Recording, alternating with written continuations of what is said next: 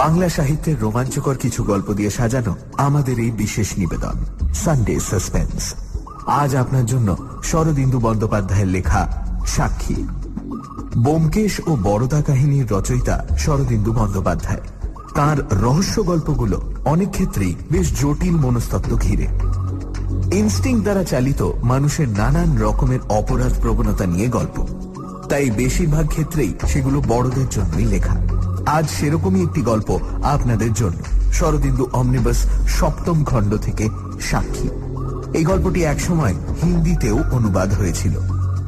সাক্ষী গল্পটি প্রথম প্রকাশিত হয় 11ই কার্তিক 1365 বঙ্গাব্দে, অর্থাৎ 1958 খ্রিস্টাব্দে। প্রধান চরিত্রে সাংবাদিক, যিনি গল্পের কথক, মোহিত রক্ষিত, দামিনী, দারোগা, অভয় শিকদার, রামরাখাল সেন, সরকারি উকিল, আসামি পক্ষের উকিল এবং কালীময় ঘোষ। শ্রোতাদের সুবিধের জন্য গল্পের ভাষাটি কিছু জায়গায় সামান্য পরিবর্তন করা হয়েছে। গল্প পাঠে মি হাকিম রামরাখাল ও আসামির উকিলের চরিত্রে জগন্নাথ বসু, দামিনী ও অন্নপূর্ণা ইন্দ্রাণী। গল্পের সূত্রধার দ্বীপ। শুরু হচ্ছে সাক্ষী।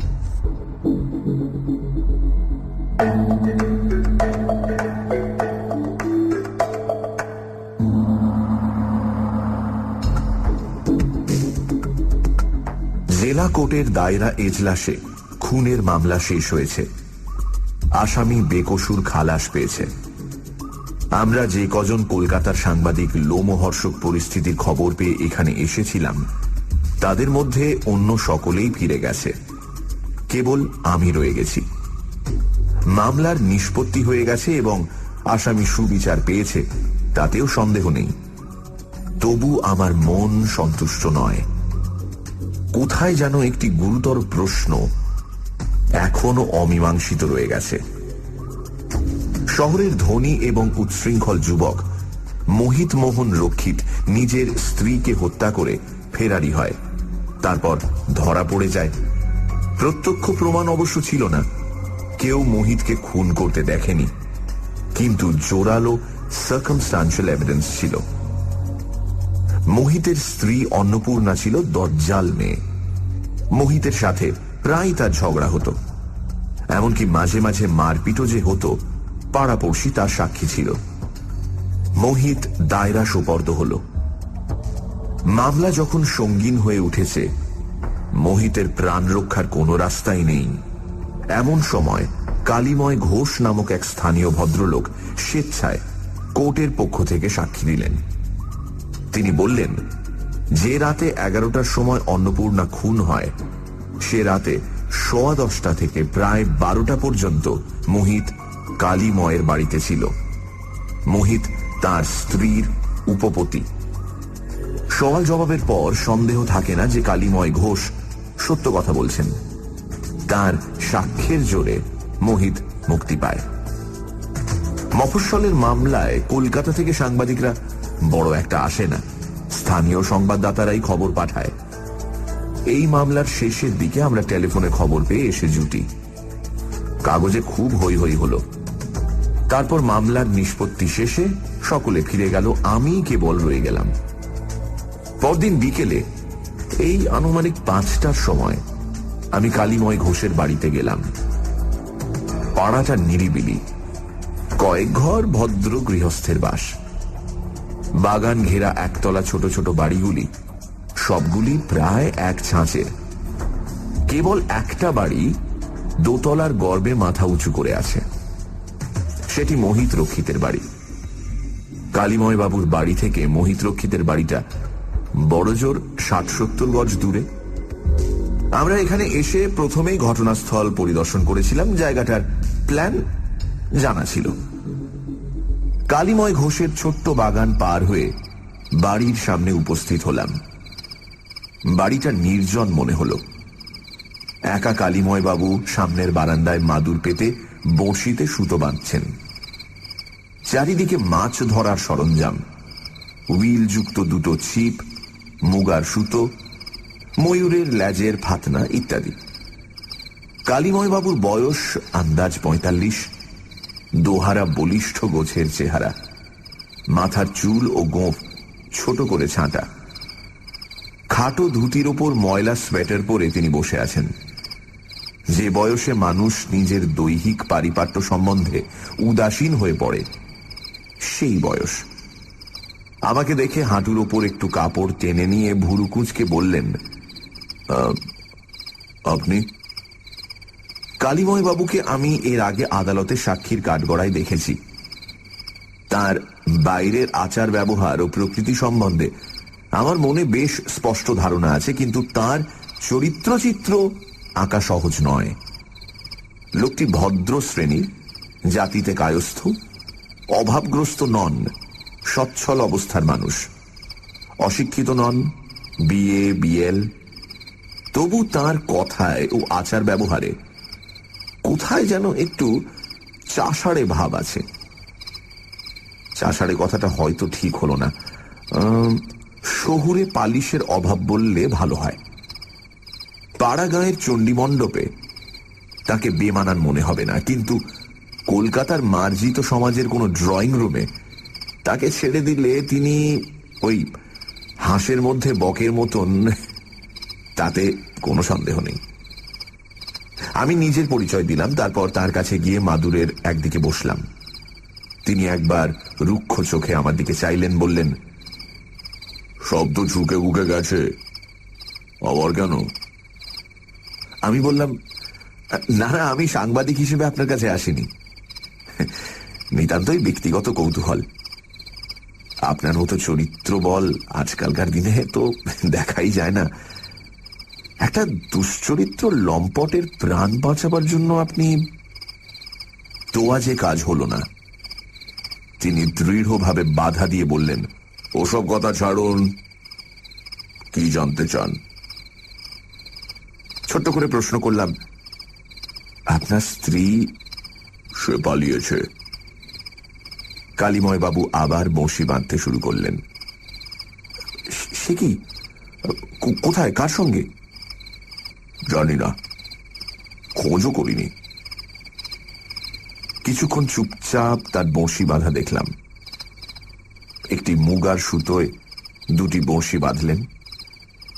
বর্ধমানের ভালো বঁশি। বঁশি বাঁধবার বিশেষ কায়দা আছে, যেমন তেমন করে বাঁধা চলে না। প্রথমে একটি বঁশিকে সুতোর একধারে বেঁধে দুই পাশের সুতো পাকিয়ে এক করতে হয়। তারপর অন্য বঁড়শি সুতোর অন্য প্রান্তে ঠিক একইভাবে বাঁধতে হয়। দুটি বঁড়শি পাশাপাশি ঝুলতে থাকে। আপনি ছিপে মাছ ধরতে ভালোবাসেন? হ্যাঁ। রাতে মাছ ধরেন কেন? মজা আছে। দিনের মাছ ধরার চেয়ে ঢের বেশি মজা। কার্বাইডের সাইকেল ল্যাম্প জেলে জলের ওপর আলো ফেললে মাছ আসে। আজ রাতে মাছ ধরতে যাবেন নাকি? না, আজ আর হবে না। আপনার বাড়িতে এখন কে কে আছে? কেউ নেই, আমি একা, নিজে রেঁধে খাচ্ছি। কিছুক্ষণ বঁশি বাঁধা দেখে বললাম, আচ্ছা, মোহিত রক্ষিত তার স্ত্রীকে খুন করেনি তা যেমন প্রমাণ হলো, কিন্তু কে খুন করেছিল তা তো জানা গেল না। কালীময় আমার দিকে একটি অবজ্ঞাপূর্ণ দৃষ্টি ছুঁড়ে দিয়ে বললেন, আপনি আইনের কিছু জানেন না দেখছি। কে খুন করেছে এ মামলায় তা তো জানবার দরকার নেই। মোহিত রক্ষিত খুন করেনি এটা প্রমাণ হলেই তো যথেষ্ট। না, তবু কে খুন করেছে জানা দরকার তো। সে ভাবনা পুলিশের। তা বটে, তবু। বঁড়শি বাঁধা শেষ হলে কালীময় সুতো তুলে ধরে নিরীক্ষণ করতে করতে যেন অন্যমনস্কভাবেই প্রশ্ন করলেন, আপনি মদ খান? মদ? হ্যাঁ, মদ। হুইস্কি, ব্র্যান্ডি, জিন খান? সত্যি কথা বললাম, পরের পয়সাই পেলে খাই। তবে আসুন। কালীময় আমাকে বাড়ির ভেতর বসবার ঘরে নিয়ে গেলেন। কালীময়ের মনের মধ্যে অনেক কথা জমা ছিল। সে রাতে আমরা দুজনে মুখোমুখি বসে এক বোতল হুইস্কি সাবার করেছিলাম। সেই সঙ্গে তার মুখে যে বৃত্তান্ত শুনেছিলাম তার সাথে আদালতে দেওয়া এজেহার মিলিয়ে একটা গোটা কাহিনী খাড়া করা যেতে পারে। তার পলাতকা স্ত্রী দামিনীর একটি ফটো দেখেছিলাম। এমন কিছু আহামরি চেহারা নয়, কিন্তু বয়স 20-22, শরীরের বাঁধুনি আছে এবং চোখে আছে কপট ভালো মানুষই। কালিময় এই জেলারই লোক। ছেলেবেলায় পাড়া গাঁয়ে ছিলেন, তারপর শহরে এসে লেখাপড়া শিখেছেন, উকিল হয়েছেন। গ্রামের জমি জমা বিক্রি করে শহরে বাড়ি কিনে বাস করছেন। ওকালতিতে তার পসার বেশি নেই। জরিপের কাজ করে অল্প স্বল্প রোজগার হয়। হাতে কিছু নগদ টাকা আছে, লগ্নি কারবারেও উপার্জন মন্দ হয় না। মোটের ওপর সচ্ছল অবস্থা। প্রায় 20 বছর শহরে আছেন। শহরের সকলের সঙ্গে পরিচয় আছে, কিন্তু বেশি ঘনিষ্ঠতা কারোর সঙ্গে নেই। যে ব্যক্তি একাধারে উকিল এবং মহাজন, তার সঙ্গে কারো বেশি ঘনিষ্ঠতা বোধহয় সম্ভব নয়। কালিময়ের প্রথম পক্ষের স্ত্রী রুগ্ন ছিলেন। বিবাহিত জীবনের প্রায় 15টা বছর এক টানা শয্যাগত থেকে নিঃসন্তান অবস্থায় স্বর্গারোহণ করেন। কালিময়ের বয়স তখন 40 পার হয়ে গেছে। আবার বিয়ে করবার জন্য তিনি বিশেষ উৎসুক ছিলেন না। পুণ্যাম নরকের ভয় তার ছিল না, কিন্তু কালিময়ের এক দূরসম্পর্কের বোন ছিল। তার বিয়ে হয়েছিল অন্য জেলায়। কালিময় বিপত্নিক হয়েছেন শুনে সে এসে দাদাকে ধরে বসল। তার স্বামীর এক দূরসম্পর্কের বোন আছে। মেয়েটি অনাথা, তাকে উদ্ধার করতে হবে। রূপবতী গুণবতী কন্যা, নেহাত অনাথা বলেই দূরসম্পর্কের ভাইয়ের গলায় পড়েছে।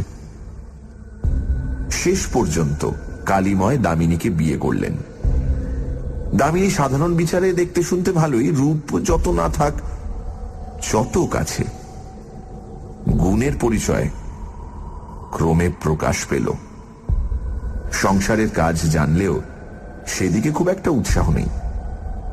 ভালো মানুষের মতো ঘরে থাকে বটে, কিন্তু মন বাইরের দিকে। ঘরের কাজ ফেলে বিছানায় শুয়ে রোমাঞ্চকর উপন্যাস পড়তে ভালোবাসে। সাজগোজের দিকে নজর বেশি, সিনেমা দেখার দিকে প্রচন্ড লোভ। প্রথমে কালিময় কিছু দেখতে পাননি। ক্রমে নব পরিচয়ের ঘোলা জল পরিষ্কার হতে লাগলো। কিন্তু নতুন বউয়ের যে দোষগুলি তিনি দেখতে পেলেন, সেগুলি তার খুব একটা মারাত্মক মনে হল না। দামিনী সাধারণ মেয়ে। এইরকম সাধারণ মেয়ের সাধারণ দোষগুণ নিয়ে সংসার শুদ্ধ লোক ঘর করছে। কালিময় বিশেষ উদ্বিগ্ন হলেন না।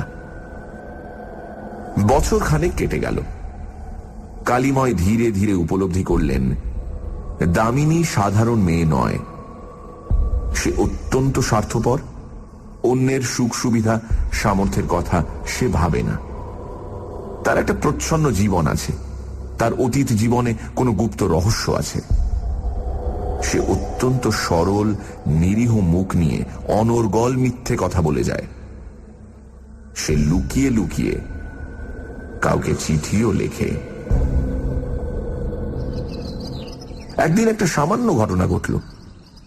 কালিময়ের বাড়ির ঠিক সামনে রাস্তার ধারে একটা ডাক বাক্স আছে। দুপুরবেলা কালিময় একটা দলিল নেবার জন্য কোর্ট থেকে বাড়ি ফিরছিলেন। পথঘাট শূন্য। মোড় ঘুরে নিজের রাস্তায় পড়ে তিনি দেখতে পেলেন দামিনী টুক করে দরজার বাইরে এসে একখানা খামের চিঠি ডাকে ফেলে আবার শুট করে বাড়িতে ফিরে গেল। কালিময় বাড়ি ঢুকে দামিনীকে বললেন, আজ দুপুরে ঘুমাওনি দেখছি, কাকে চিঠি লিখলে? সরল বিস্ময়ে চক্ষু বিস্ফারিত করে দামিনী বলল, চিঠি? কই, আমি লিখিনি তো। কালিময়ের ধোঁকা লাগলো। তবে কি তিনিই ভুল দেখেছেন? তিনি আর কিছু বললেন না। দলিল নিয়ে আদালতে ফিরে গেলেন। কিন্তু তার মন অনিশ্চয়ের সংশয়ে প্রশ্নে ভরে উঠল। 2-3 দিন বাদে কালীময়ের দুঃসম্পর্কের সেই ভগ্নিপতি এসে উপস্থিত হলেন। যার বাড়িতে দামিনী থাকত তিনি বয়সে কালীময়ের চেয়ে ছোট, শক্ত সমর্থ চেহারা, চোখে শিকারী বেড়ালের সতর্কতা। বললেন, কাজে এসেছিলাম, ভাবলাম দেখা করে যাই। তিনি কালীময়ের বাড়িতেই রইলেন। কালীময় তাকে যথেষ্ট আদর যত্ন করলেন। 2 দিন ও 1 রাত কালীময়ের বাড়িতে কাটিয়ে অতিথি বিদায় নিলেন। কিন্তু তিনি কি কাজে এসেছিলেন তা ঠিক বোঝা গেল না, কারণ এখানে এসে তিনি একবারও বাড়ির বাইরে যাননি। কালীময় অবশ্য যথারীতি দুপুরবেলা কোর্টে গিয়েছেন। এরপর থেকে তিনি মাঝে মাঝে আসেন, 2-1 দিন থেকে চলে যান। কালীময় সন্দিগ্ধ প্রকৃতির লোক নন, কিন্তু তার মনেও খটকা লাগে। লোকটি সম্পর্কে দামিনীর ভাই, অথচ তাদের সম্পর্কটা ঠিক স্বাভাবিক নয়। কালীময়ের সামনে তারা এমন সংকুচিত হয়ে থাকে কেন? কোথায় যেন কিছু গলদ আছে। যা হোক, এইভাবে আরো বছরখানেক কেটে গেল। কালীময় দিনের বেলা কোর্টে যান, সন্ধ্যের পর একটু হুইস্কি পান করেন। এই অভ্যেস তার আগে ছিল না, সম্প্রতি হয়েছে। তার ভারী মাছ ধরার শখ। আগের সপ্তাহে অন্তত একবার চৌধুরীদের পুকুরে রাতে মাছ ধরতে যেতেন। এখন আর অত বেশি যাওয়া হয় না, তবুও মাঝে মাঝে যান। জরিপের কাজ পড়লে 2-3 দিনের জন্য বাইরে যেতে হয়, তখন দামিনী বাড়িতে একলা থাকে। একলা থাকতে তার কোনো ভয় নেই। Sunday suspense.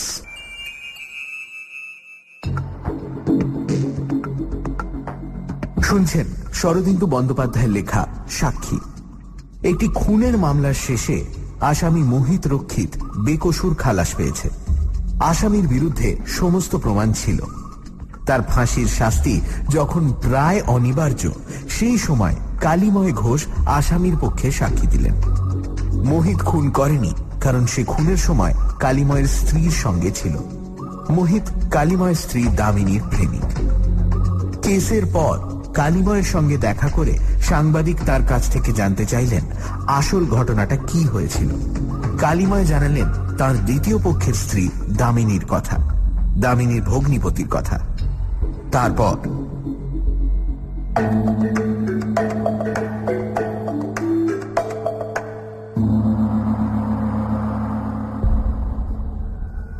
কালীময়ের বাড়িতে বেশি লোকের আসা যাওয়া নেই।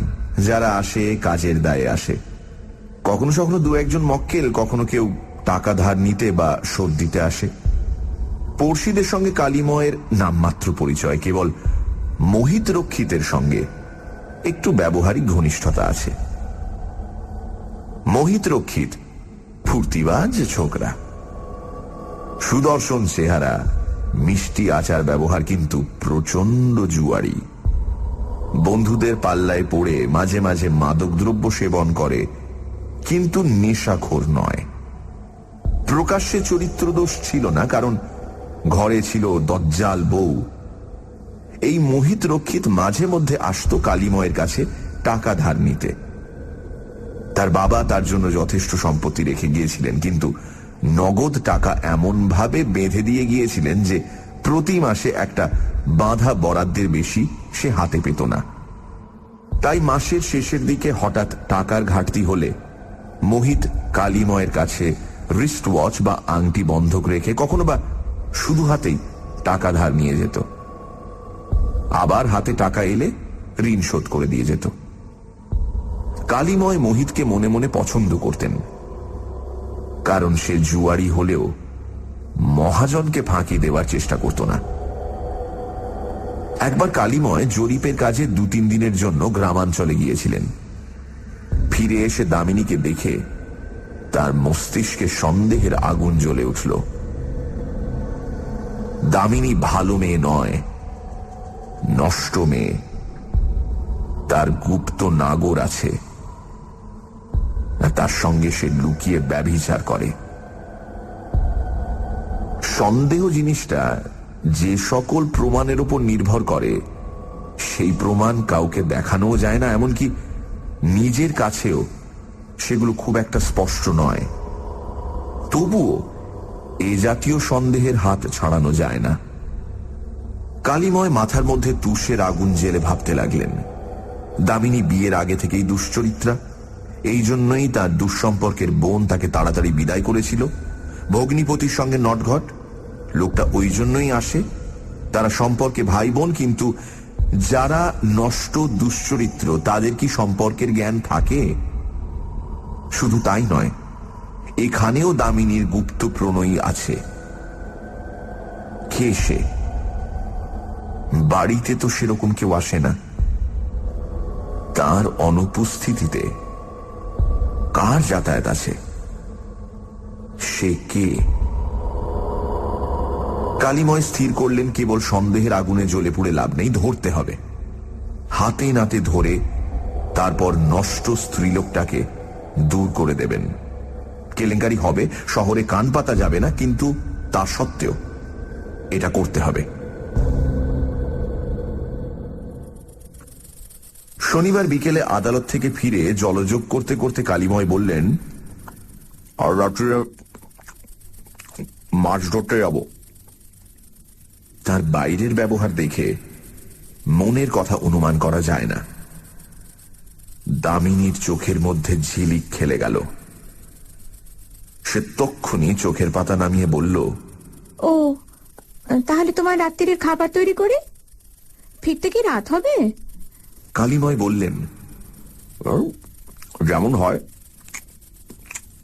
1-1:30। রাত 8:30টার পর কালিময় বের হলেন।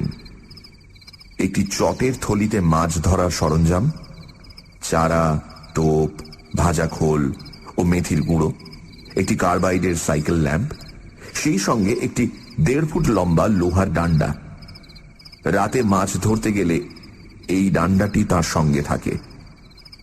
নির্জন জায়গায় একা একা রাত কাটানো, আত্মরক্ষার একটা অস্ত্র সঙ্গে থাকা ভালো। এক হাতে ছিপ, অন্য হাতে থলি নিয়ে কালিময় বেরিয়ে গেলেন।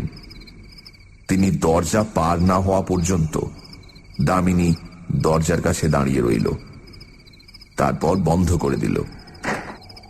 বাড়িতে আর কেউ নেই। ঠিকেজি দিনের বেলা কাজ করে দিয়ে চলে গেছে, আবার কাল সকালে রাতের এঁটো বাসন মাজবে। কালিময়ের বাড়ির সামনের রাস্তাটির দুটি মুখ, একটি বাজারের দিকে, অন্যটি শহরের বাইরে গেছে। কালিময় বাইরের রাস্তা ধরলেন। চৌধুরীদের বাগান বাড়িটা শহরের 2 মাইল বাইরে। প্রকাণ্ড পুকুর, পুকুরে খলসে পুঁটি থেকে শুরু করে বড় বড় রুই, কাতলা, মৃগেল, চিতল সব মাছই আছে। চৌধুরীরা কালে ভদ্রে বাগান বাড়িতে আমোদ করতে যান। একটা মালি বাগান বাড়ির তত্ত্বাবধান করে। চৌধুরীরা বড় জমিদার। কালিময় তাদের এস্টেটের একজন উকিল। পুকুরে মাছ ধরবার ঢালাও হুকুম আছে। কিছু দূর এগোবার পর মোহিতরক্ষীদের বাড়ির কাছাকাছি মোহিতের সঙ্গে তার দেখা হয়ে গেল। সে বলল, এই যে ঘোষমশাই, আপনার কাছেই যাচ্ছিলাম। কালিময় দাঁড়িয়ে গিয়ে বললেন, কি ব্যাপার? কিছু টাকার দরকার পড়েছিল। কত? 100-2। তা এখন তো হবে না, কাল সকালে এসো। তাই যাব। তা কোথায় চলেছেন? চৌধুরীদের পুকুরে নাকি? হ্যাঁ। বেশ আছেন। একটু হেসে মোহিত চলে গেল। নিজের বাড়িতে ফিরে গেল না, শহরে কোনো জুয়ার আড্ডায় গেল। মোহিতের বাড়ির সামনে দিয়ে যাবার সময় কালিময় শুনতে পেলেন বাড়ির ভেতর থেকে কাঁসা কণ্ঠের তীক্ষ্ণ স্বর ভেসে আসছে। বাড়িতে মন বসে না, না? দিনরাত শুধু জুয়া আর জুয়া। লক্ষ্মী ছাড়ার দশা আর কি? বাপ যা রেখে গেছে সব ছাড়ে গোল্লায় নিয়ে খাবে, নিশ্চিন্তি হবে। চলতে চলতে কালিময় ভাবতে লাগলেন, মোহিতের বউ সুন্দরী এবং যুবতী, কিন্তু কি গলা, কি মেজাজ! দুনিয়ায় বিয়ে করে কেউ সুখী হয়েছে কি? তিনি নিজে দুবার বিয়ে করেছেন, প্রথমটি চিররুগ্না, দ্বিতীয়টি ভ্রষ্টা। মানুষ বিয়ে করে কেন? রাস্তাটা আরো আধ মাইল গিয়ে মিউনিসিপ্যাল এলাকার শেষ প্রান্তে পৌঁছেছে। এরপরে আর আলোক স্তম্ভ নেই। এখানে পৌঁছে কালীময় একটি গাছের তলায় উপস্থিত হলেন। রাতে এ রাস্তায় লোক চলাচল খুবই কম। তবু কালীময় গাছের পিছন দিকে গিয়ে ছিপটি গাছের গুঁড়িতে হেলিয়ে দিলেন। থলেটি মাটিতে রেখে নিজে একটি উঁচু শিকড়ের ওপর বসলেন। এখানে বসলে রাস্তা দিয়ে মোটর গাড়ি গেলেও তার হেডলাইটের আলোয় তাকে দেখা যাবে না। পকেট থেকে সিগারেট বের করে কালীময় ধরালেন। ধরাবার সময় দেশলাইয়ের আলোতে হাত ঘড়িটা দেখে নিলেন। 9:05। আজ সিগারেট বড় তাড়াতাড়ি শেষ হয়ে গেল। তিনি আরেকটা সিগারেট ধরালেন। সেটা শেষ হতে আরেকটা। 10টা বাজলে কালীময় পায়ের জুতো খুলে ফেললেন। জুতো জোড়া গাছের কাঁধে তুলে রাখলেন, শেয়াল কুকুরের নিয়ে যাতে না যায়। তারপর থলে থেকে লোহার ডান্ডাটি নিয়ে থলেটিও গাছের একটি গোঁজের মতো ডালে ঝুলিয়ে দিলেন। ছিপটি যেমন ছিল তেমনই রইল। কালীময় লোহার ডান্ডাটি শক্ত হাতে ধরে নিঃশব্দে ফিরে চললেন। রাস্তায় জনমানব নেই। নিজের পাড়ায় যখন ফিরলেন তখন পাড়া নিশুতি। সব বাড়িতে আলো নিভে গেছে। কেবল মোহিতের বাড়ির একটা ঘরে আলো জ্বলছে। কালীময়ের নিজের বাড়িও অন্ধকার, কোথাও কোনো সাড়া শব্দ নেই। তিনি চোরের মতো প্রবেশ করলেন। বাড়ির প্রবেশদ্বার দুটি, একটি সামনে, একটি পেছনে। কালীময় অনুভব করে দেখলেন দুটো দরজাই ভেতর থেকে বন্ধ। তিনি তখন নিঃশব্দ পায়ে শোয়ার ঘরের জানলার বাইরে এসে দাঁড়ালেন। জানালার একটি কপাট অল্প খোলা রয়েছে। ঘরের ভেতর অন্ধকার। কান পেতে থাকলে ফিস ফিস গলার আওয়াজ শোনা যায়।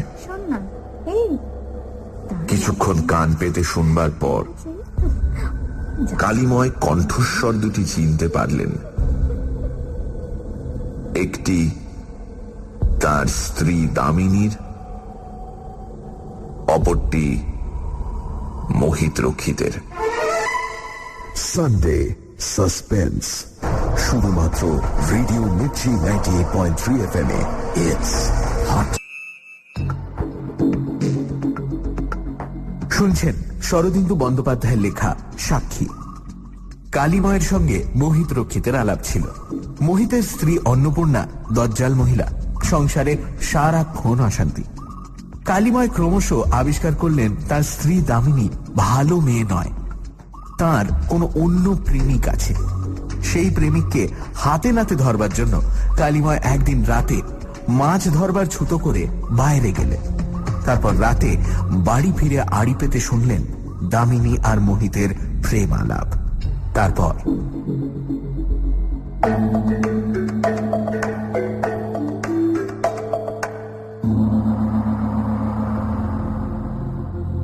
পরদিন সকালবেলা পাড়ায় হুলুস্থুল কাণ্ড। মোহিত রক্ষিত নিজের স্ত্রীকে খুন করে ফেরারি হয়েছে। বাড়িতে পুলিশ এসেছে। মোহিতের বাড়ির বাঁ পাশে গোপাল নিয়োগীর বাড়ি, ডান পাশে থাকেন প্রতাপচন্দ্র। দুজনেই প্রৌঢ় ব্যক্তি। তারা পুলিশের কাছে সাক্ষী দিলেন। মোহিত এবং অন্নপূর্ণার ঝগড়া রোজকার ব্যাপার। গতকাল রাত আন্দাজ 11টার সময় তারা মোহিতের বাড়ি থেকে অন্নপূর্ণার চিৎকার ও গালিগালাজের শব্দ শুনতে পান। মোহিত কোনোদিনই চেঁচিয়ে ঝগড়া করে না। গতকালও তার কণ্ঠস্বর শোনা যায়নি। হঠাৎ অন্নপূর্ণা মেরে ফেললে বলে 2-3 বার চিৎকার করেই চুপ করল। ব্যাপার এতটা চরমে আগে কখনো ওঠেনি। কিন্তু দাম্পত্য ঝগড়ায় বাইরের লোকের হস্তক্ষেপ করতে যাওয়া মূর্খতা। তাই গোপাল নিয়োগী এবং প্রতাপচন্দ্র অত রাতে আর বাড়ির বাইরে হননি। বিশেষত অন্নপূর্ণা যখন হঠাৎ চুপ করে গেল তখন তারা ভেবেছিলেন মোহিত বউকে পিটিয়ে শায়েস্তা করেছে। সে যে বউকে খুন করতে পারে এ সম্ভাবনা তাদের মাথায় আসেনি। সারা রাত মৃতদেহ খোলা বাড়িতে পড়েছিল। সকালবেলা ঝি এসে আবিষ্কার করেছে। ঝিয়ের চেঁচামেচিতে গোপালবাবু ও প্রতাপবাবু এ বাড়িতে এসেছেন এবং মৃতদেহ দেখে স্তম্ভিত হয়েছেন। কালীময় মোহিতের বাড়িতে গেলেন। পাড়ায় এমন একটা কাণ্ড হয়ে গেল, সকলেই গেছে, তিনি না গেলে খারাপ দেখায়। দারোগা তাকে জিজ্ঞাসা করলেন, আপনি কিছু জানেন? এজেহার দেওয়ার ইচ্ছে কালীময়ের ছিল না। তিনি ইতস্তত করে বললেন, কখন এই ব্যাপার ঘটেছে?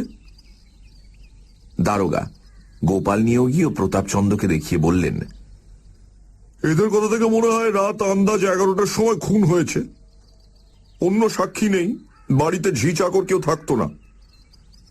কালীময় বললেন, 11টার কথা জানি না। আমি চৌধুরীদের পুকুরে মাছ ধরতে গিয়েছিলাম, কিন্তু রাত আন্দাজ 11:30টার সময় মোহিতের সঙ্গে আমার দেখা হয়েছিল।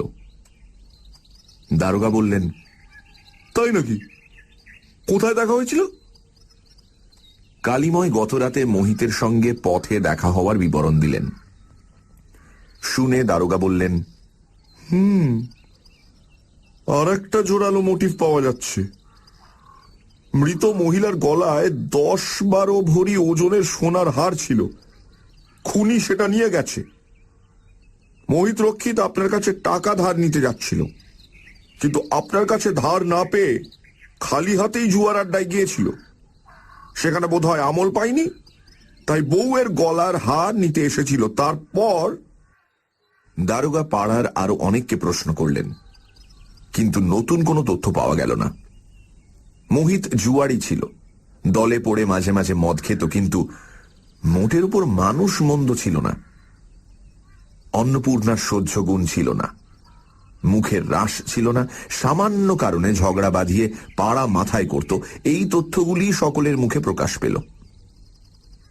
তদন্ত শেষ করে দারোগা লাশ নিয়ে চলে গেলেন।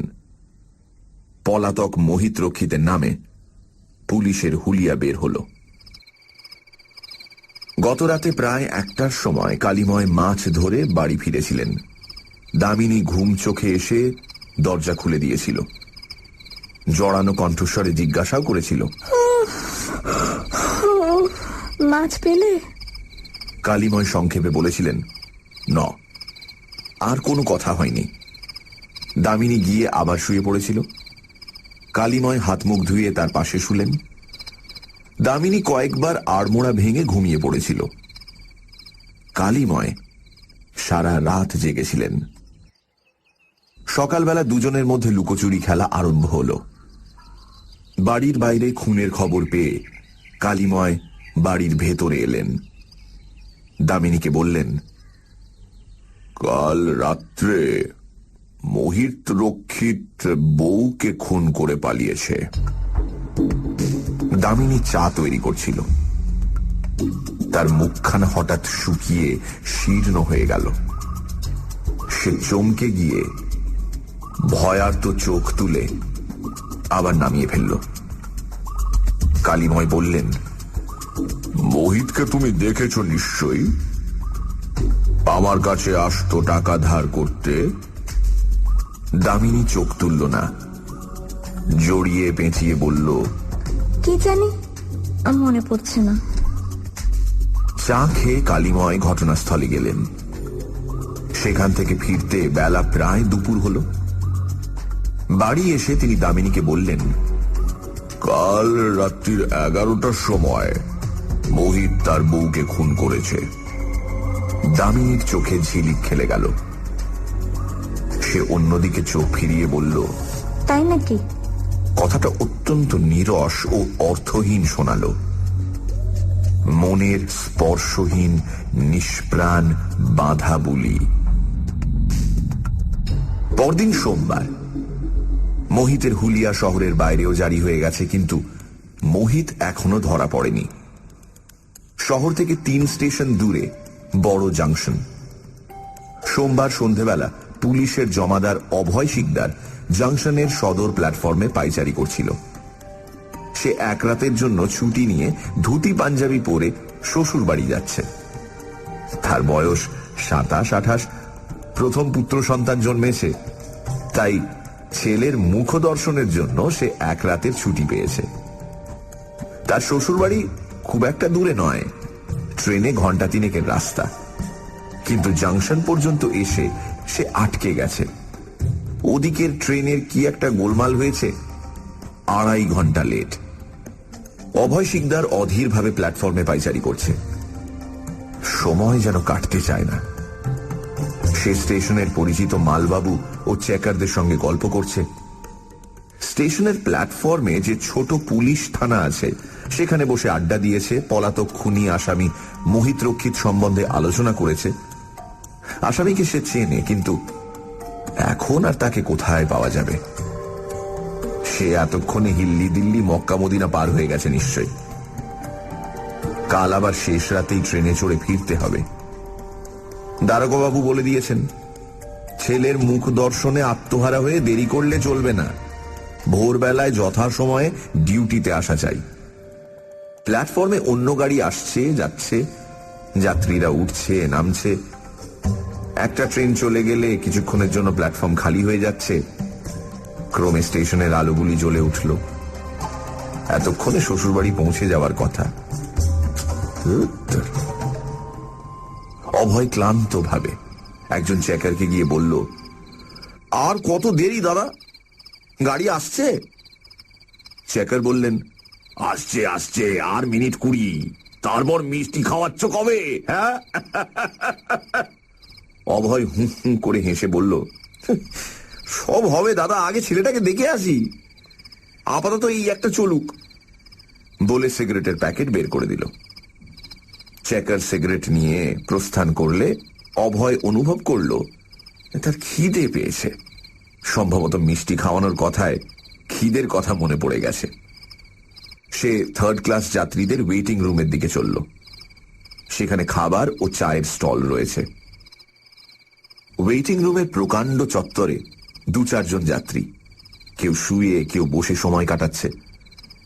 ইলেকট্রিক বাতির আলোতে অন্ধকার দূর হয়েছে বটে, কিন্তু আবছায়াটা কাটেনি। চায়ের স্টলে উজ্জ্বল আলো। অভয় স্টলে গিয়ে চা ও বিস্কুট চাইল। স্টলের সামনে কেবল একজন লোক দাঁড়িয়ে চা খাচ্ছিল। মাথায় বর্মি কায়দায় রুমাল বাঁধা, মুখে 2-3 দিনের দাড়ি। অভয় স্টলে এলে সে একটু সরে গিয়ে তার দিকে পিছন ফিরে দাঁড়িয়ে চা খেতে লাগলো। অভয় প্রথমে তাকে লক্ষ্য করেনি। বিস্কুটের সঙ্গে চা খেতে খেতে সে একসময় লোকটার মুখের একটা দিক দেখতে পেল। গালে গভীর কালির দাগের মতো দাড়ি সত্ত্বেও অভয় তাকে চিনতে পারল। হাতের চায়ের পেয়ালাটা একবার পিরিচের ওপর নেচে উঠল। তারপর কিছুক্ষণের জন্য সে নিশ্চল হয়ে গেল। মাথার মধ্যে প্ল্যান ঠিক করতে করতে অভয় চা শেষ করল। স্টলওয়ালাকে পয়সা দিয়ে অলস গলায় জিজ্ঞাসা করল, এই পানের দোকানটা কোন দিকে? স্টলওয়ালা বলল, পান সিগারেট আপনি প্ল্যাটফর্মে পাবেন, ও হোকারের কাছে। যেন কোনোই তাড়া নেই, এমনই মন্থর গতিতে অভয় প্ল্যাটফর্মে ফিরে গেল। তারপর ছুটতে ছুটতে থানার ঘরে প্রবেশ করল। 5 মিনিট বাদে সে আবার চায়ের স্টলে ফিরে এলো। মাথায় রুমাল বাঁধা লোকটা চা শেষ করে দোকানদারকে পয়সা দিচ্ছে। অভয় তার পিছনে গিয়ে দাঁড়ালো। সে ফিরতেই অভয়ের সাথে তার চোখাচোখি হলো। সে অভয়কে চিনল না, পাশ কাটিয়ে যাওয়ার চেষ্টা করল। ইতিমধ্যে দুদিক থেকে পুলিশের পোশাক পরা দুজন লোক এগিয়ে আসতে শুরু করে দিয়েছে। অভয় বলল, তোমার নাম মোহিত রক্ষিত, তুমি ফেরারি আসামি। কে? মোহিত কিছুক্ষণের জন্য স্তম্ভিত হয়ে গেল। তারপর ভরকানো ঘোড়ার মতো পালাবার চেষ্টা করল, কিন্তু পালাতে পারল না। তিন দিক থেকে তিনজন তাকে চেপে ধরল। থানার ঘরে নিয়ে গিয়ে মোহিতকে সার্চ করা হলো। তার কাছে তার মৃত স্ত্রীর সোনার হার এবং কয়েক গন্ডা পয়সা পাওয়া গেল। নগদ টাকার অভাবে সে বেশি দূর পালাতে পারেনি। সেই রাতে অভয়ের পুত্রমুখ দর্শন হলো না। গাড়ি এসে চলেও গেল। অভয় মোহিতের হাতে হাতকড়া পরিয়ে দুজন কনস্টেবল সঙ্গে শহরে ফিরে চলল। মোহিতের মামলা দায়রা আদালতে উঠল। মোহিতের পক্ষে একজন নামজাদা ফৌজদারি উকিল নিযুক্ত হয়েছিলেন, তার সঙ্গে দু তিনজন জুনিয়র। সরকারের পক্ষে ছিলেন স্থানীয় প্রবীণ পাবলিক প্রসিকিউটর। কালিময় যদিও কোনো পক্ষেই নিযুক্ত হননি, তবু তিনি বরাবর কোর্টে হাজির ছিলেন। অন্য আরো অনেক জুনিয়র উকিল উপস্থিত ছিল। তাছাড়া শহরের কৌতূহলী জনসাধারণ ভিড় করে মজা দেখতে এসেছিল। আসামির কাঠগড়ায় মোহিত রক্ষিত এক মাথার রুক্ষ চুল ও এক মুখ দাড়ি নিয়ে চোখ নামিয়ে দাঁড়িয়েছিল। হাকিম রামরাখাল সেন এসে বিচারকের আসনে বসবার পর মামলা আরম্ভ হল। রামরাখাল সেন কড়া মেজাজের বিচারপতি। তাঁর এজলাসে উকিলরা বৃথা বাক্যব্যয় বা চেঁচামেচি করতে সাহস করে না। জিউরি নির্বাচন সম্পন্ন হলে সরকারি উকিল সংক্ষেপে মামলা বয়ান করলেন।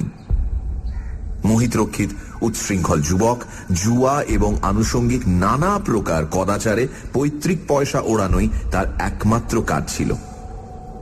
তার সতীসাধ্যী স্ত্রী অন্নপূর্ণা তাকে সৎ পথে আনবার চেষ্টা করত, কিন্তু পেরে উঠত না।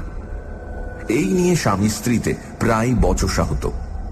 নিজের রুচি ও প্রবৃত্তি অনুযায়ী কাজে বাধা পেয়ে মোহিত স্ত্রীর প্রতি অতিশয় বিদ্বেষ ভাবাপন্ন হয়ে উঠেছিল।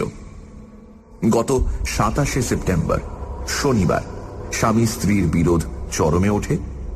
মোহিতের জুয়া খেলবার প্রবৃত্তি চাগাড় দিয়েছিল, অথচ মাসের শেষে তার হাতে টাকা ছিল না। সে প্রথমে টাকা ধার করবার চেষ্টা করল, কিন্তু টাকা ধার না পেয়ে স্ত্রীর গলার হার বন্ধক দিয়ে টাকা সংগ্রহ করবার মতলব করল। রাত 10:30টার পর সে বাড়ি ফিরে স্ত্রীর কাছে হার চাইল। অন্নপূর্ণা হার দিতে অস্বীকার করল। তখন মোহিত স্ত্রীর মাথায় প্রচন্ড জোরে আঘাত করে তাকে খুন করল এবং তার গলা থেকে হার খুলে নিয়ে ফেরারি হল। দুদিন বাদে সোমবার সন্ধ্যায় রেলওয়ে জাংশনে পুলিশ মোহিতকে গ্রেপ্তার করে। তার সঙ্গে তখনও তার মৃত স্ত্রীর হার ছিল। সেই হার পুলিশ কর্তৃক কেমিক্যাল অ্যানালিস্টের কাছে পাঠানো হয়। হার পরীক্ষার পর জানা গেছে তাতে রক্ত লেগেছিল এবং সেই রক্ত মোহিতের স্ত্রীর রক্ত, অন্তত একই গ্রুপের রক্ত। ডাক্তারিতে যাকে AB গ্রুপের রক্ত বলে সেই রক্ত। খুনের প্রত্যক্ষদর্শী সাক্ষী অবশ্য নেই, কিন্তু সব প্রমাণ পরপর সাজিয়ে বলাই যায় মোহিত নিজের স্ত্রীকে খুন করেছে। এই বিষয়ে রিজনেবল ডাউটের অবকাশ নেই। আসামিকে প্রশ্ন করা হলো, তুমি দোষী কি নির্দোষ?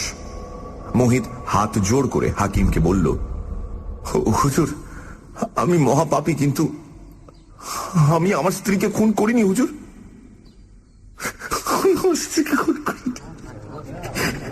আমি খুন করিনি হুজুর। আসামি পক্ষের উকিল বললেন, হুজুর, আমার মক্কেল বেকসুর, তার বিরুদ্ধে সাক্ষী সাবুত কিচ্ছু নেই। সরকারি উকিল আগে নিজের কেস প্রমাণ করুন। আসামির সাফাই এখন উজ্জ্বল রইল, প্রয়োজন হলে পরে হুজুরে দাখিল করব। অতঃপর একে একে সাক্ষীরা এসে জবানবন্দি দিতে লাগলো। অনেক সাক্ষী, গোপাল নিয়োগী এবং প্রতাপচন্দ্র সাক্ষ্য দিলেন।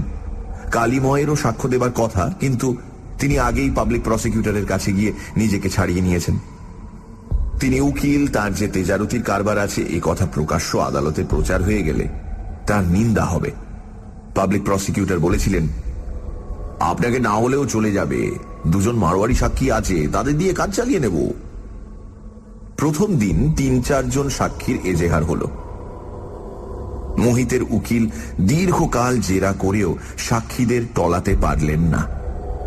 সেদিনের মতো মোকদ্দমা শেষ হলে মোহিতকে আবার লকআপে নিয়ে যাওয়া হলো। না, জামানত সে পায়নি। আদালত থেকে ফিরে কালিময় হাত মুখ ধুয়ে জলযোগ করতে বসলেন।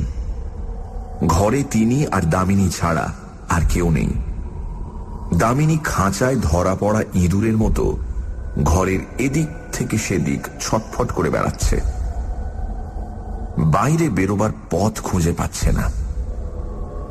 সে জানে আজ থেকে মোহিতের মোকদ্দমা আরম্ভ হয়েছে। কালিময় জলযোগ করতে করতে বললেন, আর ডায়রা এজলাসের লোকের লোকারণ্য, তিল ফেলবার জায়গা ছিল না। সবাই মোহিতের মোকদ্দমা শুনতে এসেছে। দামিনী কথা বলল না। তার অস্থিরতা যেন একটু বেড়ে গেল। কালিময় আবার বললেন, মোহিত বলল সে মহাপাপী, কিন্তু বউকে খুন করেনি। হয়তো সত্যি কথাই বলেছে, হয়তো যে সময় তার বউ খুন হয় সে সময় সে অন্য কোথাও ছিল, কিন্তু প্রমাণ করবে কি করে? দামিনীর ছটপটানি আরো বেড়ে গেল, কিন্তু মুখ দিয়ে কোনো কথা বের হলো না। কালিময় দামিনীর মুখের দিকে চোখ তুলে বললেন, মোহিত যদি প্রমাণ করতে না পারে যে খুনের সময় অন্য কোথাও সে ছিল, তাহলে বোধহয় তার ফাঁসি হবে। রামরাখাল বাবু বড় কড়া হাকিম। দামিনী হঠাৎ ঘর থেকে বের হয়ে গেল, যেন খাঁচার ইঁদুর পালাবার পথ খুঁজে পেল। পরদিন মোহিতের বিচারে আরো সাক্ষী এলো। সরকারি ডাক্তার পোস্টমর্টম রিপোর্ট দিলেন। মাথায় ভারী ভোঁতা অস্ত্রের আঘাতে অন্নপূর্ণার মৃত্যু ঘটেছে। মৃত্যুর সময় মাঝরাতের কাছাকাছি। অন্নপূর্ণার রক্ত AB গ্রুপের। AB গ্রুপের রক্ত খুবই বিরল, শতকরা 3 জনের মধ্যে পাওয়া যায়। অতঃপর পুলিশের যে দারোগা তদন্তের ভার পেয়েছিলেন তিনি সাক্ষী দিলেন। 2 জন মারওয়ারি সাক্ষী দিল। খুনের রাতে আন্দাজ 9টার সময় মোহিত তাদের কাছে টাকা ধার নিতে গিয়েছিল, কিন্তু তারা জানতো মোহিত জুয়ারি, তাই খালি হাতে টাকা ধার দেয়নি। বলেছিল বন্ধক কিছু পেলে তবে টাকা ধার দিতে পারবে। মোহিত চলে গিয়েছিল, আর ফিরে আসেনি।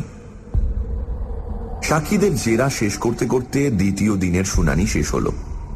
সাক্ষীরা প্রত্যেকে অটল রইল। তৃতীয় দিনের সাক্ষীরা ভালো করে মোহিতের গলায় ফাঁসির দড়ি পরিয়ে দিল। প্রথমে অভয় শিকদার এসে মোহিতকে গ্রেপ্তার করবার ইতিহাস বলল। গ্রেপ্তারের সময় মোহিত পালাবার চেষ্টা করেছিল সেটাও উল্লেখ করল। জংশন স্টেশনের পুলিশ দারোগা মোহিতের বডি সার্চ করে সোনার হার পেয়েছিলেন সেটাও প্রকাশ করলেন। সোনার হারে রক্তচিহ্ন লক্ষ্য করে তিনি ওটি খামে ভরে তদন্তের ভারপ্রাপ্ত কর্মচারীর কাছে পাঠিয়ে দেন। হারটি এক্সিবিট রূপে কোর্টে দাখিল করা হলো। অতঃপর এলেন সরকারি রাসায়নিক পরীক্ষক। তিনি বললেন হারে যে রক্ত লেগেছিল তা তিনি পরীক্ষা করে দেখেছেন মানুষের রক্ত এবং AB গ্রুপের রক্ত।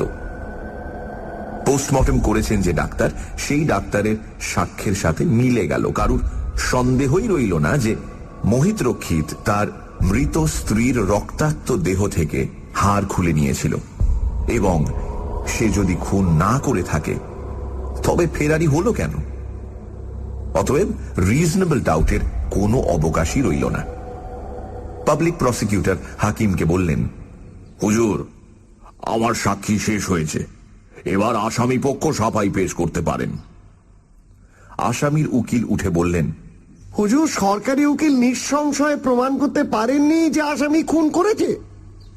যাও, কাজটার সময় নেই। কাল আমি সাফাই সাক্ষী দাখিল করব। তারা প্রমাণ করবে স্যার যে খুনের রাত্রে আসামি অন্যত্র ছিল। আসামির কাঠগড়ায় মোহিত একবার ভীত ব্যাকুল চোখে চারিদিকে চাইল, যেন চিৎকার করে কিছু বলতে চাইল। তারপর দুটো হাত দিয়ে মুখ ঢাকল। উকিল কি রকম সাফাই সাক্ষী দেবেন তা সে জানত না। উকিল মোহিতের কাছে সত্য কথা জানবার চেষ্টা করেছিলেন, কিন্তু বিফল হয়ে নিজেই সাক্ষীর ব্যবস্থা করেছিলেন। সেই রাতে ঘুমানোর আগে কালিময় আলমারি থেকে হুইস্কির বোতল বের করলেন। গ্লাসে হুইস্কি ঢেলে তাতে জল মিশিয়ে গ্লাস হাতে বিছানার পাশে এসে বসলেন। দামিনী ঘুমানোর আগে আয়নার সামনে দাঁড়িয়ে মুখে ক্রিম মাখছিল। কালিময় বললেন, মোহিতকে দেখে দুঃখ হয়। কি যেন বলতে চাইছে কিন্তু বলতে পারছে না। মোকদ্দমার অবস্থা ভালো নয়, মনে হচ্ছে ওর ফাঁসি হবে। দামিনী কালিময়ের দিকে মুখ ফেরালো না, দু হাতের আঙুল দিয়ে মুখে ক্রিম ঘষতে থাকল। কালিময় গ্লাসে চুমুক দিয়ে বললেন, আমার কি মনে হয় জানো, এর মধ্যে স্ত্রীলোক ঘটিত কোনো ব্যাপার আছে। মোহিতের সঙ্গে বোধহয় কোনো কুলবধূর নটঘট ছিল। যে রাতে খুন হয় সে রাতে মোহিত তার কাছে গিয়েছিল, কিন্তু সে কথা এখন সবার সামনে বলতে পারছে না। এমন অনেক অপরাধ আছে যা স্বীকার করার চেয়ে ফাঁসিতে চড়াই ভালো। দামিনী আলো নিভিয়ে দিয়ে বিছানায় শুয়ে পড়ল। কালিময় অন্ধকারে হুইস্কির গ্লাস শেষ করে শুয়ে পড়লেন। লেপের মধ্যে দামিনীর হাতে তার হাত ঠেকল। দামিনীর হাত বরফের মতো ঠান্ডা। কিছুক্ষণ চুপ থেকে কালিময় বললেন, মোহিত লুচ্চা লম্পট হোক, ওর মনটা ভদ্র। যার সঙ্গে ওর পীড়িত তার কিন্তু উচিত এগিয়ে আসা, সকলের সামনে দাঁড়িয়ে বলা মোহিত খুনের রাতে কোথায় ছিল। নিন্দে হবে, কলঙ্ক হবে, তবু একটা নির্দোষ মানুষের প্রাণ তো বাঁচবে। উচিত কিনা তুমিই বলো। দামিনীর লেপের ভেতর থেকে ফোঁস করে উঠল, আমি কি জানি? মোহিতের মোকদ্দমা সম্বন্ধে এই প্রথম সে কোনো কথা বলল। কালিময়ের ইচ্ছে হল বিছানা থেকে উঠে গিয়ে বাইরের ঘরের চৌকির ওপর রাত কাটান, কিন্তু সতীসাধ্যী স্ত্রীর থেকেও নষ্ট স্ত্রীলোকের চৌম্বক শক্তি আরো প্রবল। সানডে সাসপেন্স, শুধুমাত্র radio Mirchi 98.3 FM A. It's hot. শুনছেন শরদিন্দু বন্দ্যোপাধ্যায়ের লেখা সাক্ষী। মোহিতের স্ত্রী অন্নপূর্ণা খুন হলেন, মোহিত পলাতক। স্ত্রীর গয়না উধাও। সবাই ধরে নিল মোহিত খুনি। কালিময় স্ত্রীকে জানালো আসামি মোহিত ফেরার। মোহিত ধরা পড়ল রেল স্টেশনে। আদালতে মামলা উঠল। মোহিত বলল সে নির্দোষ, কিন্তু মোহিতের বিরুদ্ধে যাবতীয় প্রমাণ রয়েছে। কালিময় বাড়ি ফিরে দামিনীকে বলল মোহিতের অবস্থা দেখে তার করুণা হয় এবং এর মধ্যে কোনো স্ত্রী ঘটিত ব্যাপার আছে, কিন্তু কোনোভাবেই দামিনীর মুখ থেকে কোনো কথা সে বার করতে পারল না। তারপর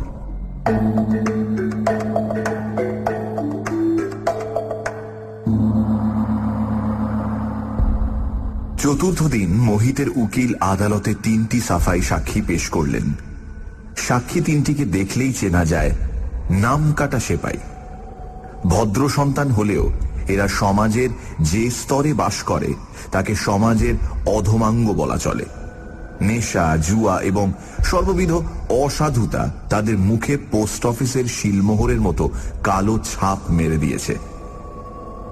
তারা একে একে এসে সাক্ষ্য দিল যে খুনের রাতে তারা তিনজনে মোহিতের সঙ্গে রাত 9:30 থেকে 1টা পর্যন্ত ব্রিজ খেলেছিল। ব্রিজ খেলা জুয়া নয়, গেম অফ স্কিল, সুতরাং জুয়া খেলা সম্বন্ধেও তারা নিষ্পাপ। শহরে একটি সিনেমা হল আছে, তার ভেতর একটি মন্দির, তারই কাছাকাছি একটি কুঠুরিতে বসে তারা ব্রিজ খেলেছিল। ওই মন্দিরের অ্যাসিস্ট্যান্ট পুরোহিত তাদের বন্ধু, তাই ওই কুঠুরিতে বসে তারা প্রায় তাস পাশা খেলে। সেদিন রাত 1টার সময় মোহিত উঠে বাড়ি চলে যায়। তারপর কি ঘটেছে তারা জানে না। এদের সাক্ষ্য ধোপে টিকল না, পাবলিক প্রসিকিউটরের জেরায় ভেঙে পড়ল। দেখা গেল ব্রিজ খেলায় হরতন বড় কি চিড়িতন বড় তা তারা জানে না। সিনেমায় সেদিন কোন ছবি দেখানো হচ্ছিল তাও তারা মনে করে বলতে পারল না। একজন সাক্ষী বলে ফেলল, সেদিনটা শুক্রবার ছিল কি শনিবার ছিল সেটাই তার ঠিক করে মনে পড়ছে না। 3টি সাক্ষীর সাক্ষ্যদান শেষ হতে হতে দুপুর গড়িয়ে গেল। হাকিম রামরাখাল বাবুর কপালে ভ্রুকুটি জমা হচ্ছিল। তিনি আসামির উকিলকে জিজ্ঞাসা করলেন, এরকম সাক্ষী আপনার আর কটি আছে? উকিল অপ্রতিভ হয়ে বললেন, আগে আমার কেস ক্লোজ করলাম, আর সাক্ষী দেব না। হাকিম একবার দেয়াল ঘড়ির দিকে তাকালেন, বললেন, ভালো, এবার তাহলে আর্গুমেন্ট শুরু করুন। হুজুর। আসামির উকিল সওয়াল জবাব আরম্ভ করবার আগে কাগজপত্র নাড়াচাড়া করতে করতে জুনিয়রদের সঙ্গে নিচু গলায় কথা বলছিলেন। এমন সময় কালিময় কোর্টের পেছন দিকের একটি বেঞ্চি থেকে উঠে দাঁড়িয়ে বললেন, হুজুর, আমার কিছু বক্তব্য আছে। আমি এই মোকদ্দমায় কোর্টের পক্ষ থেকে সাক্ষী দিতে চাই। হাকিম চমকে গিয়ে মুখ তুললেন। কালিময় কোর্টের সামনে এসে সাক্ষীর কাঠগড়ায় উঠলেন।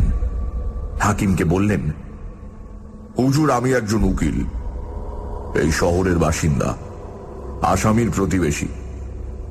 মামলা সম্বন্ধে আমি কিছু জানি, হুজুর, তা পেশ করার অনুমতি দেওয়া হোক। হাকিম কিছুক্ষণ কালিময়ের দিকে চেয়ে থেকে তারপর ঘাড় নাড়ালেন। কালিময়কে হলফনামা পড়ানো হলো। তিনি হাকিমের দিকে ফিরে ধীর মন্থর কণ্ঠে বলতে আরম্ভ করলেন, হুজুর, এই মামলার গোড়া থেকে আমি কোর্টে হাজির আছি। সমস্ত সাক্ষীর জবানবন্দি শুনেছি। সরকারি উকিল সাক্ষী সাবুত দিয়ে প্রমাণ করেছেন যে গত 27শে সেপ্টেম্বর রাত আন্দাজ 11টার সময় মোহিত রক্ষিত তার স্ত্রী অন্নপূর্ণাকে খুন করেছে। হুজুর, অন্নপূর্ণাকে কে খুন করেছে আমি জানি না, কিন্তু আমি হলফ নিয়ে বলতে পারি সেই রাতে 11টার সময় মোহিত তার নিজের বাড়িতে ছিল না। কালিময় একটু থামলেন। হাকিম গম্ভীরভাবে ভুরু কুঁচকে প্রশ্ন করলেন, কোথায় ছিল? কালিময় বললেন, আমার বাড়িতে হুজুর। হাকিম রামরাখাল বাবু বিদ্রুপের সুরে বলে উঠলেন, রাত 11টার সময় আসামি আপনার বাড়িতে কি করছিল? আপনার সঙ্গে তাস খেলছিল? কালিময় বললেন, না হুজুর, আমি বাড়িতে ছিলাম না। হাকিম বললেন, তবে? মাথা হেঁট করে কালিময় বললেন, আমি বাড়ি নেই জানতো বলেই মোহিত আমার বাড়িতে গিয়েছিল। মোহিতের সঙ্গে আমার স্ত্রীর সম্পর্ক আছে।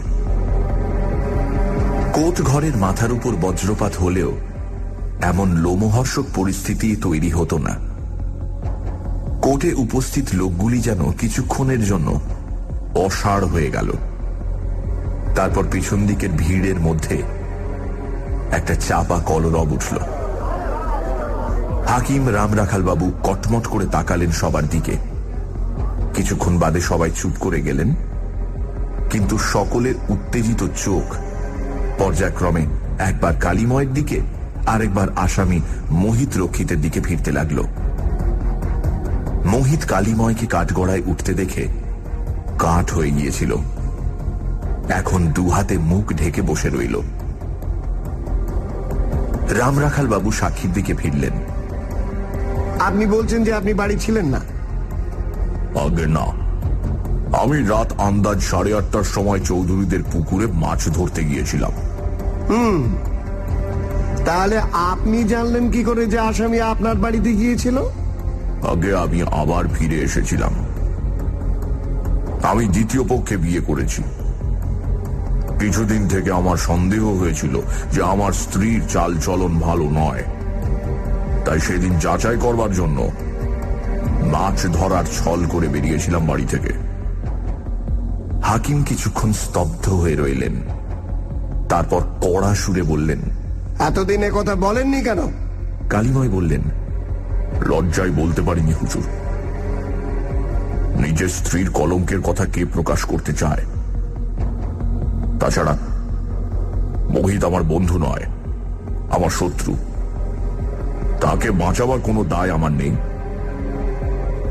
কিন্তু যখন দেখলাম তার ফাঁসির সম্ভাবনা অনিবার্য হয়ে পড়েছে, তখন আর থাকতে পারলাম না। যত বড় পাপী হোক, সে খুন করেনি। এই সময় মোহিত চাপা গলায় কেঁদে উঠল। সরকারি উকিল উঠে দাঁড়িয়ে বললেন, হুজুর, আমি সাক্ষীকে জেরা করতে চাই। হাকিম বললেন, অবশ্য, কিন্তু আজ আর সময় নেই। কাল সকালে সাক্ষীর জবানবন্দি নেওয়া হবে। সেদিন কোর্ট উঠল। সন্ধ্যের সময় কালিময় বাড়ি ফিরলেন। মফস্বলের শহরে পরের কেচ্ছা হাওয়ার আগে ছোটে। কালিময় বাড়ি ফিরে দেখলেন শোয়ার ঘরের দরজা ভেতর থেকে বন্ধ। তিনি কয়েকবার দরজা ধাক্কা দিলেন, কিন্তু দামিনী বের হল না। কালিময় বাইরের ঘরে চৌকির ওপর শুয়ে রাত কাটালেন। পরের দিন আদালতের ভিড় প্রথম দিনের ভিড়কেও ছাপিয়ে গেছে। বিচার ঘর ছাপিয়ে, বারান্দা ছাপিয়ে উদ্বেল জনতা মাঠের ওপর ছড়িয়ে পড়েছে। আমরা কলকাতার কয়েকজন সাংবাদিক রাতে খবর পেয়ে এসে জুটেছি এবং কোর্ট রুমে জায়গা করে বসে আছি। আসামির কাঠগড়ায় মোহিতকে দেখা যাচ্ছে না। সে কাঠগড়ার খাঁচার মেঝেই বসে সবার চোখের আড়ালে নিজেকে বাঁচাবার চেষ্টা করছে। কালিময়ের জবানবন্দি আরম্ভ হল, কিন্তু নতুন কিছু বললেন না। আগে যা বলেছিলেন তাই বিস্তারিত করে আবার বললেন। মোহিতের উকিল অপ্রত্যাশিত সাক্ষী পেয়ে ভরাডুবি থেকে রক্ষা পেয়েছিলেন। তিনি কালিময়কে জেরা করলেন না। পাবলিক প্রসিকিউটর হিংস্রভাবে কালিময়কে আক্রমণ করলেন। সমধর্মী উকিল বলে কোনো রেয়াত করলেন না, কিন্তু তার জেরা ব্যর্থ হল। কালিময়কে তিনি টলাতে পারলেন না। সওয়াল ও জবাবের কিছু অংশ। কতদিন হলো আপনি দ্বিতীয়বার বিয়ে করেছেন? বছর 2 হলো। কবে আপনি জানতে পারলেন যে আপনার স্ত্রীর চালচলন ভালো নয়? জানতে পারিনি, সন্দেহ করেছিলাম। কবে সন্দেহ করেছিলেন? এই ঘটনার 2-4 দিন আগে। কি দেখে সন্দেহ হয়েছিল? চালচলন দেখে। স্ত্রীকে এই বিষয়ে কিছু বলেছিলেন? না। কেন বলেননি? কালিময় জিজ্ঞাসু চোখে হাকিমের দিকে চাইলেন।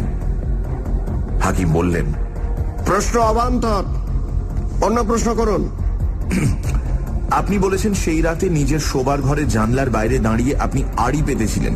কটা থেকে কটা পর্যন্ত আড়ি পেতেছিলেন? আন্দাজ 10:15 থেকে 12টা পর্যন্ত। এই 1.25 ঘন্টা আপনি চুপটি করে জানলার বাইরে দাঁড়িয়ে রইলেন? হ্যাঁ। ঘর অন্ধকার ছিল, কিছু দেখতে পাচ্ছিলেন না? না। কিন্তু ওদের কথা শুনতে পাচ্ছিলেন? হ্যাঁ। ওরা বেশ জোরে জোরে কথা বলছিল? না, চুপি চুপি কথা বলছিল। চুপি চুপি কথা বলা সত্ত্বেও আপনি আসামির গলা চিনতে পারলেন? শুধু গলা শুনে নয়, ওদের কথা থেকেও বুঝতে পেরেছিলাম। কি কথা থেকে বুঝতে পেরেছিলেন? আসামি একবার বলেছিল, মোহিত রক্ষিত ভদ্রলোকের ছেলে, প্রাণ গেলেও ভদ্র মহিলার কলঙ্ক হতে দেবে না। মোহিত রক্ষিতের মুখ থেকে এই কথা কেউ জানতে পারবে না। আর কি কি কথা শুনেছিলেন? কালিময় চোখ নামিয়ে চুপ করে রইলেন। হাকিম উকিলকে বললেন, অন্য প্রশ্ন করুন।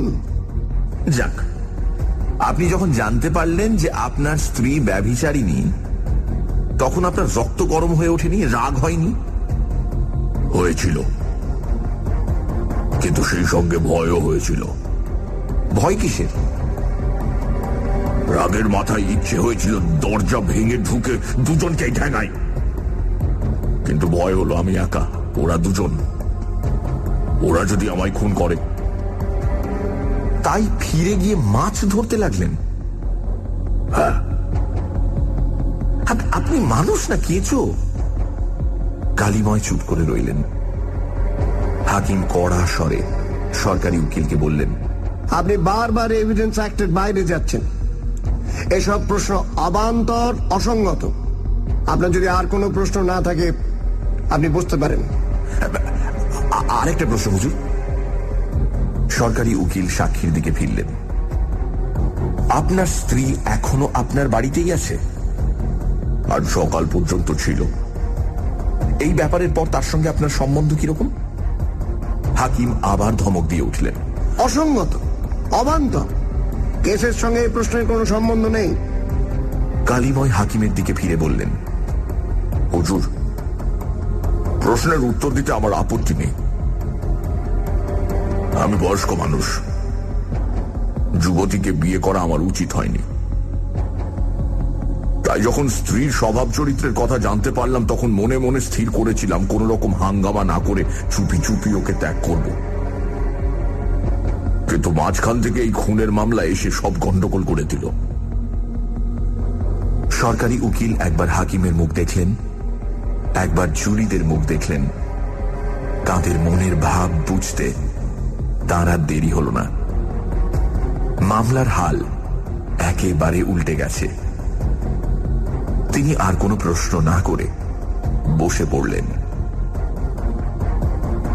ইতিমধ্যে মোহিতের উকিল গিয়ে মোহিতের সঙ্গে কথা বলে এসেছিলেন। তিনি উঠে বললেন, হুজুর, এবার আসামি নিজের মুখে তার স্টেটমেন্ট দেবে। কোর্টের সকলে শির দাঁড়া খাড়া করে বসল। মোহিত ধীরে ধীরে কাঠগড়ায় উঠে দাঁড়ালো।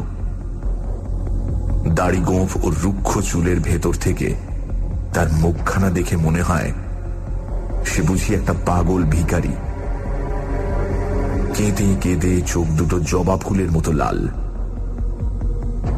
সে হাত জোড় করে ভাঙা গলায় বলতে আরম্ভ করল, ধর্মাবতার, আমি মহাপাপী, ফাঁসি আমার উপযুক্ত শাস্তি, কিন্তু আমি আমার স্ত্রীকে খুন করিনি ধর্মাবতার। কালিময় বাবু যা বলেছেন তার এক বর্ণ মিথ্যে নয়। তিনি যদি এসব কথা না বলতেন তাহলে আমিও চুপ করে থাকতাম, কিন্তু এখন চুপ করে থাকার কোনো সার্থকতা নেই হুজুর। সেই রাতে আন্দাজ 12টার সময় আমি নিজের বাড়িতে ফিরে যাই। গিয়ে দেখলাম সদর দরজা খোলা, সামনের ঘরে আলো জ্বলছে, আর আমার স্ত্রী অন্নপূর্ণা মেঝেই মরে পড়ে আছে। আমি ভয়ে দিশাহারা হয়ে গেলাম হুজুর। ভাবলাম আমাকে সবাই খুনি বলে সন্দেহ করবে। অন্নপূর্ণার সঙ্গে আমার সদ্ভাব নেই, এ কথা সবাই জানে হুজুর। প্রাণ বাঁচাবার একমাত্র উপায় পালিয়ে যাওয়া, কিন্তু আমার পকেটে মাত্র 2-3 টাকা। 2-3 টাকায় কত দূর পালাতে পারবো? তাই আমি অন্নপূর্ণার গলা থেকে হাড় খুলে নিয়ে পালালাম। তাতে যে রক্ত লেগে আছে তা জানতে পারিনি। সেই রাতেই জাংশনে পৌঁছলাম, কিন্তু সেখান থেকে দূর দেশে যেতে হলে টাকা চাই। জাংশনে কাউকে চিনি না, কার কাছে হাড় বিক্রি করব? রোববার সারাদিন জাংশনে লুকিয়ে রইলাম, কিন্তু হাড় বিক্রি করার সাহস হলো না হুজুর। ভয় হলো হাড় বিক্রি করতে গেলেই ধরা পড়ে যাব। সোমবার দিনটাও আমার ওই জাংশনেই কাটলো। তারপর সন্ধ্যেবেলা ধরা পড়ে গেলাম। হুজুর, এই আমার বয়ান। আমি যদি একটি মিথ্যে কথা বলে থাকি আমার মাথায় যেন বাজ পড়ে হুজুর, আমার মাথায় যেন বাজ পড়ে। রুদ্ধশ্বাস বিচার ঘরে আসামির উকিল ধীরে ধীরে উঠে দাঁড়িয়ে বললেন, হুজুর, এরপর আমি আর একটা কথাও বলতে চাই না। সরকারি উকিল এখন তার ভাষণ দিতে পারে। সরকারি উকিল দীর্ঘ ভাষণ দিলেন। ভাষণ শেষ হবার আগেই লাঞ্চের বিরাম এলো। বিরামের পর তিনি আবার ভাষণ চালালেন। কালিময় যে মিথ্যে সাক্ষী, নিজের নাক কেটে পরে যাত্রাভঙ্গ করছেন, এই কথা তিনি বারবার জুরিকে বোঝাবার চেষ্টা করলেন। তার কথা কিন্তু কারো মনে জায়গা পেল না। তার বক্তৃতা শেষ হবার পর হাকিম জুরিদের মামলা মোকদ্দমা বুঝিয়ে দিলেন। জুরি উঠে গিয়ে 5 মিনিট নিজেদের মধ্যে সলা পরামর্শ করলেন। তারপর ফিরে এসে রায় দিলেন, আসামি নির্দোষ।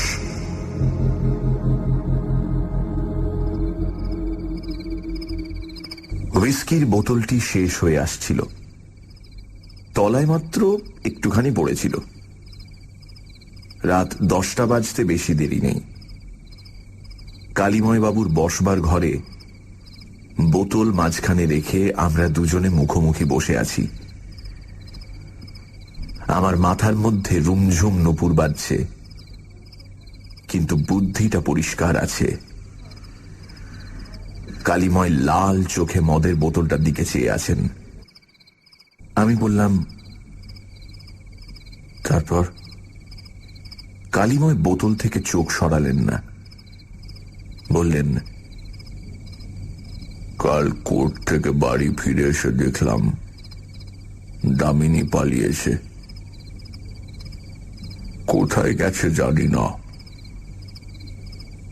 হয়তো দুঃসম্পর্কের ভাইয়ের কাছেই ফিরে গেছে। আর মোহিত? সে আছে, কাল রাতে এসেছিল, পায়ে ধরে ক্ষমা চেয়ে গেল। কিছুক্ষণ কোনো কথা হলো না। আমার মাথার মধ্যে রুমঝুম শব্দের সঙ্গে একটা বেতালা চিন্তা ঘুরছে। শেষে বললাম, একটা প্রশ্নের কিন্তু ফয়সালা হলো না। কালিময় আমার দিকে লাল চোখে তাকালেন।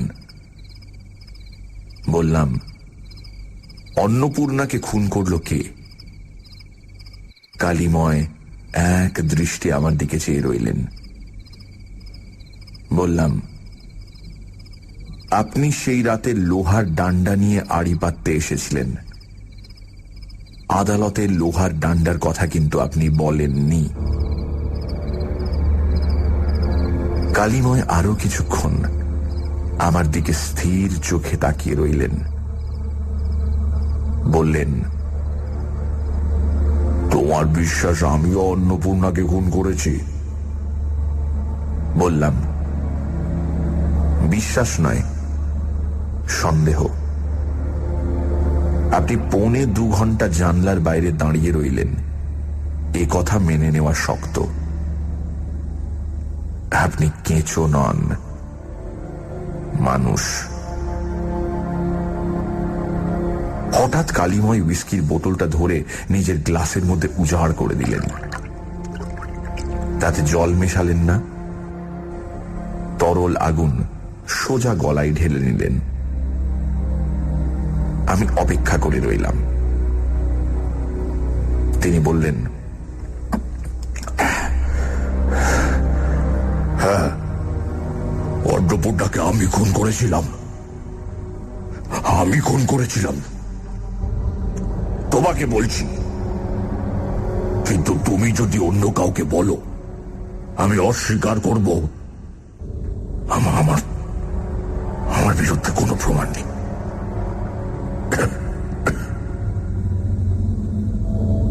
আমার মাথার মধ্যে বেতালা চিন্তাটা এবার তালে নেচে উঠল।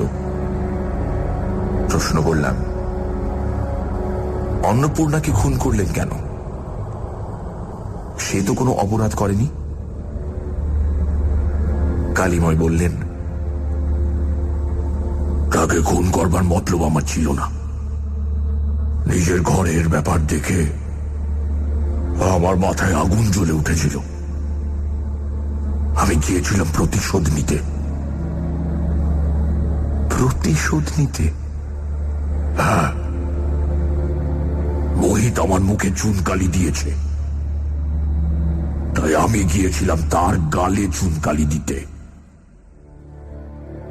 কিন্তু অন্নপূর্ণা অন্য জাতের মেয়ে, সে দামিনী নয়। আমার মতলব যখন সে বুঝতে পারল,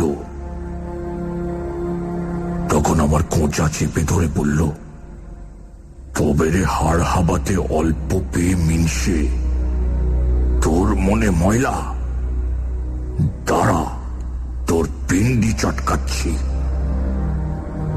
এই বলে সে আমার কোঁচা ধরে প্রাণপণে চেঁচাতে লাগলো, মেরে ফেললে, মেরে ফেললে, মেরে ফেললে। তখন আমার আর উপায় রইল না। চিৎকার শুনে পাড়াপড়শি এসে পড়বে, হাতের লোহার ডান্ডা ছিলই, আর আমি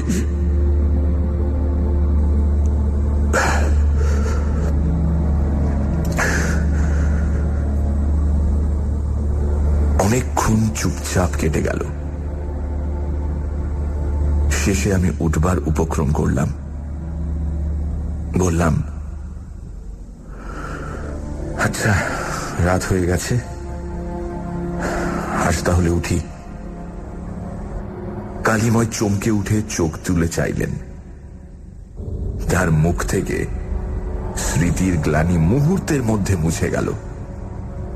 তিনি বললেন, এত রাতে কোথায় যাবে? আজ এখানেই থেকে যাও। খিদে পেয়েছে? দেখি রান্নাঘরে কিছু আছে কিনা।